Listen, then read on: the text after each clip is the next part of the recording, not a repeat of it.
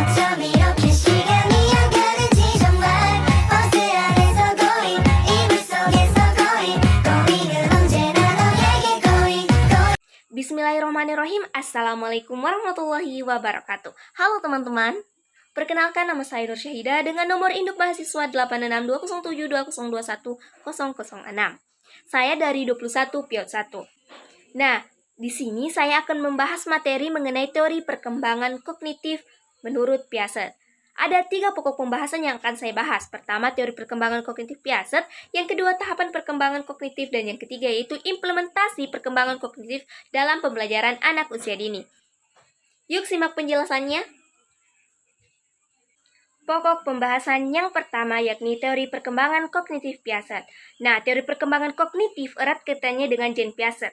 Mengapa hal demikian? Karena Jean Piaget merupakan pakar psikologi yang berasal dari Swiss.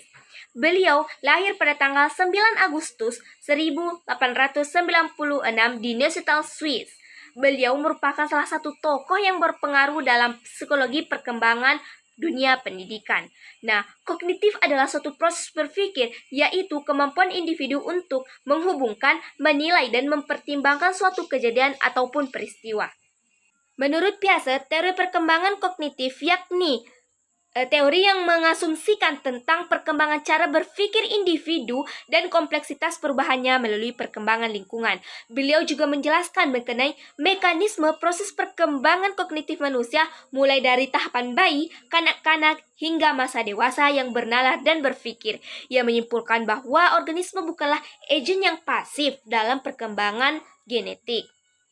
Nah, ada beberapa konsep yang harus kita pahami dalam teori perkembangan kognitif Piaget yang terdiri dari 5 konsep. Yang pertama skema, yang kedua asimilasi, yang ketiga akomodasi, yang keempat organisasi, dan yang kelima ekilibrasi.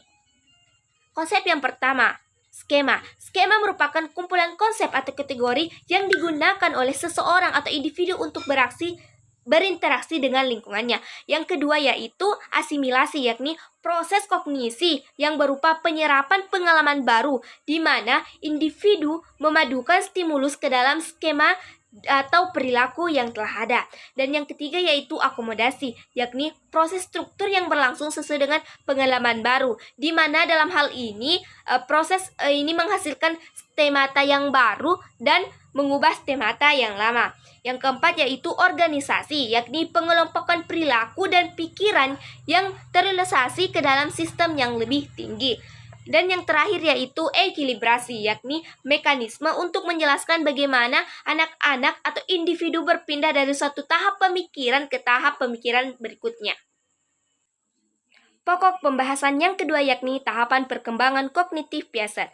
Nah, menurut Piaget, tahapan kognitif diklasifikasikan menjadi 4 tahapan. Pertama, sensori motor, pre-operasional, operasional konkret, dan operasional formal. Tahapan yang pertama yaitu tahap sensori motor, yakni usia 0 sampai dengan 2 tahun. Dalam tahapan ini, bayi menyusun pemahamannya dengan mengkoordinasikan indranya. Pengalaman indranya yakni sensorinya seperti indera melihat ataupun mendengar dengan gerakan motornya yaitu gerakan otot sehingga anak tersebut dapat menyentuh atau menggapai sesuatu. Nah, dalam tahap sensori motor, Piaget mengklasifikasikannya lagi menjadi 6 subtahapan. Yang pertama yaitu tahap refleks, yang kedua reaksi sirkular primer, yang ketiga reaksi sirkular sekunder, yang keempat koordinasi skema sekunder, yang kelima subtahapan frasa reaksi sirkular tersier, dan yang terakhir yaitu subtahapan awal representasi simbol. Nah, tahap selanjutnya yaitu tahap pra-operasional usia 2 sampai dengan 7 tahun. Yang mana dalam tahap ini anak mulai menunjukkan proses berpikir yang lebih jelas dan mulai mengenali beberapa simbol dan tanda termasuk bahasa dan gambar. Nah, dalam fase ini merupakan masa permulaan bagi anak untuk membangun kemampuannya dalam menyusun pemikiran. Nah, oleh sebab itu, cara berpikir anak pada tahap pra-operasional belum stabil dan tidak terorganisasi secara baik. Nah, dalam tahap pra-operasional terdapat 2 subtahapan. Yang pertama subtahap fungsi simbolik, yang kedua subtahap pemikiran intuitif. Nah, pembahasan yang ketiga yakni tahap operasional konkret.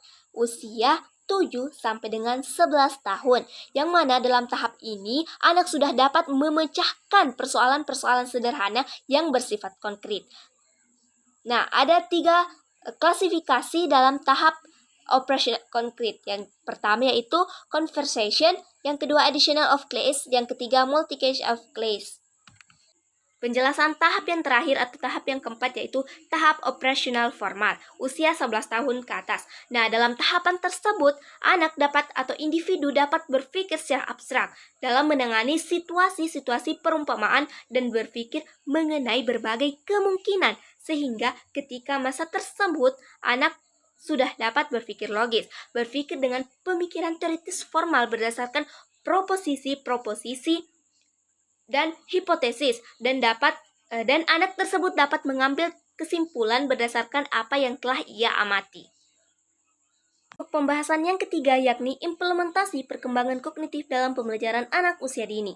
Nah, Piaget menjelaskan bahwa pengalaman belajar anak lebih banyak didapatkan dengan cara bermain, melakukan percobaan dengan objek nyata dan melalui pengalaman yang konkret. Nah, anak mempunyai kesempatan untuk mengkreasikan dan memanipulasi objek atau ide tersebut. Nah, serta secara umum proses pembelajaran harus didasarkan pada realitas sistem, realitas kultural atau natural, pengembangan materi secara konseptual dan relevan, metode pembelajarannya yang bervariatif, keterlibatan antara siswa secara aktif, belajar memahami, dan harus memperhatikan perbedaan individu itu sendiri. Adapun implikasi teori perkembangan kognitif dalam pembelajaran anak usia dini. Yang pertama yaitu tekanan pada murid. Yang kedua yaitu metode belajar.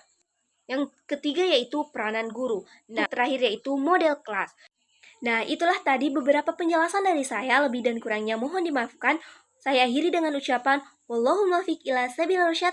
Wassalamualaikum warahmatullahi wabarakatuh. Bye bye.